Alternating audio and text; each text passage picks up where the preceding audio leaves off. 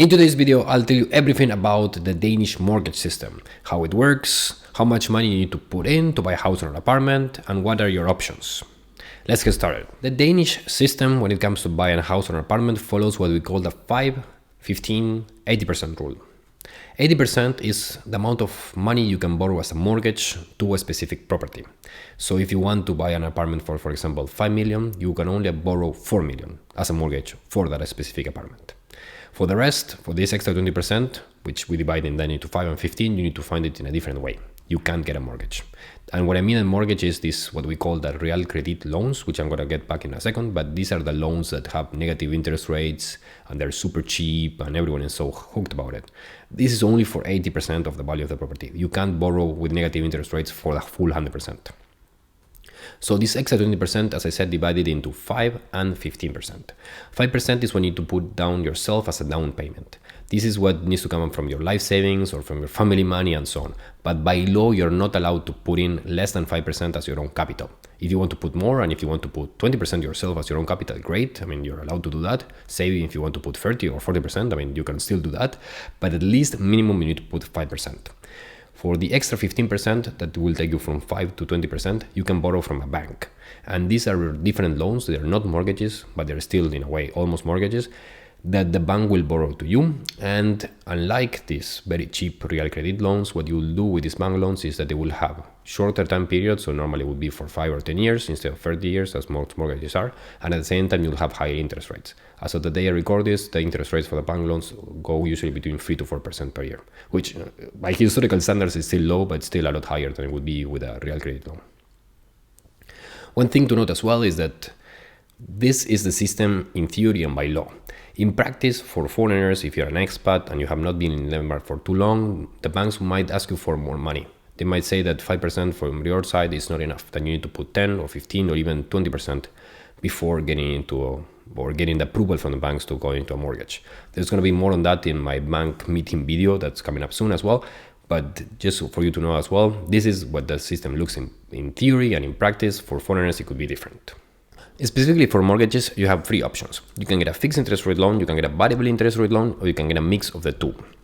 When it comes to fixed loans, the current setup at the moment, as of the day I record this, is that you can get a loan for 1% or 1.5%, depending on when you pick it up, fixed for the next 30 years. This means that you will pay 1% in interest this year, 1% 3 years from now, 1% 20 years from now, always 1%. And that's not going to change. The bank doesn't have the right, and there's no way in the world that it can go and change this, which again makes it a tremendously good deal. And one of the reasons why the market is booming so much, because again, makes borrowing very, very cheap. So for illustration purposes, if you borrow 4 million krona, this means that you will only pay 40,000 in interest per year. If you're curious about how is it possible that we get a setup like this in Denmark, that we actually get to pay only 1% per year fixed for the next 30 years, and that the banks offer you this and that you can get away with it, I made a deep dive report which is ultra detailed, gets into the ultra specifics on how this is possible and how it works in the back end. So if you're curious about understanding things in depth, I suggest that you look into the video description and check the report out. The second option is to get a variable interest rate setup. And what this means in practice is that instead of having your interest rate fixed for 30 years, you have it fixed for 1 year, for 3 years, or for 5 years. There are more options, but these are the most common.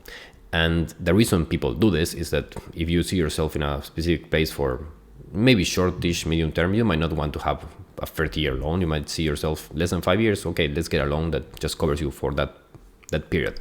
And as a consequence of that, because there's less risk to the banks, because they don't need to look 30 years into the future, they give you a better deal for these type of loans. And specifically, this means that you can get a loan that is 0.5% negative for 5 years, or 0.1% or whatever negative for 3 years. The third option you have is to combine both setups. So you have part of your mortgage on a fixed setup and part of your mortgage on a variable setup. And in this way, you could, let's say, have a lower interest rate than having a plainly fixed setup, but at the same time have more security than just having a flexible setup.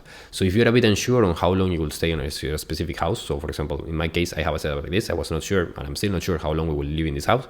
So I thought like, okay, I will consider having a slightly higher interest and having just a flexible setup, but this way I would cover myself for tail risk in case that I stay here for 10 years and the interest rates completely go nuts and then I need to pay up a lot more. So Not that you need to do a setup like this, most people wouldn't do it, but it's a good thing that we have the option. There are 3 more things I would like to highlight about the Danish setup, and the first one is my absolute favorite of the whole system, and that is that in Denmark you can get loans where you only pay interest for the first 10 years. You don't need to pay back the loan itself, you don't need to make loan repayments for the first 10 years.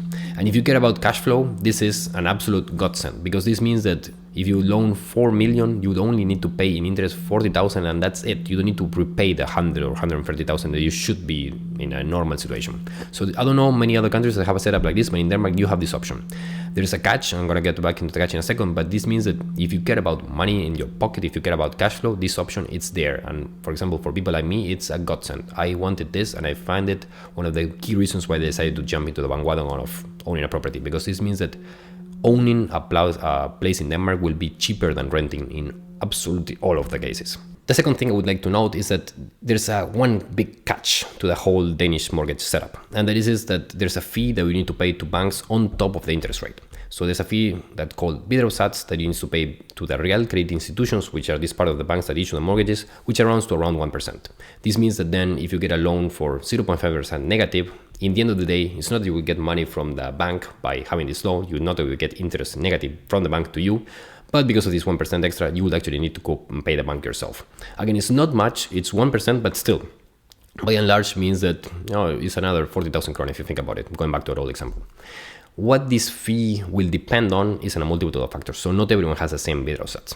This fee depends on how much of the value of the property are you borrowing. The more you borrow of the property, the higher your bidragssats will be. So if you borrow 80% of the value, you'll have a higher bidragssats than someone who borrows only 20% of the value. If you get a loan without repayments, so meaning that you only pay interest, your bidragssats will also be higher. Depending on the bank, the bidragssats will be different. So as of the day I record this, Nordea has a higher bidragssats than Nordea. And I'm going to link it in the description so the bidragssats are in different places, but that's the current setup you have at the moment. And also depending on the loan type you get. So if you get a loan for 30 years, you'll have a lower bidragssats than if you get a loan for 1 or 2 years or 3 years and so on. So these are the factors. It's a topic, this specific fee bidrag, that demands its own video, so I'm going to get to that in a second. Also a video perhaps on interest rate only loans as well, but something to note as well. So if you're interested in these topics, make sure you click subscribe, because those videos will be coming soon. And once they come, you can get more enlightened on this topic as well. The third note, and my last note, and to finish on a happy note instead of on bidragssats, is that in Denmark you also have a mortgage income tax deduction, which means that you will get 33% back of your interest payments and bidragssats of the whole package included back in tax, in a tax credit, which is great. Means that when you would go and pay 100,000 in interest and bidrag to your mortgage, when you comes to your income tax statement, instead of receiving your old salary, say of 30,000, you'll receive a bit more, because you'll receive this, in our example of 100,000, 33,000 back in income tax credit, which is great. It's again money that you will get back by owning a mortgage. So that lowers your, so if you think your actual interest rate would be 1% after bidrag and so on, in effect, your interest rate will be 33% lower, which is great. Again, one more reason to say buying an apartment in Denmark is still a good deal. Okay, so that's it for mortgages in Denmark. If you have any further comments or further questions on mortgages, do let me know in the comments below. I'll be answering to all comments. Beyond that, there's more video here and more video here as well for more information on housing in Denmark. Thank you for being here, and all the best.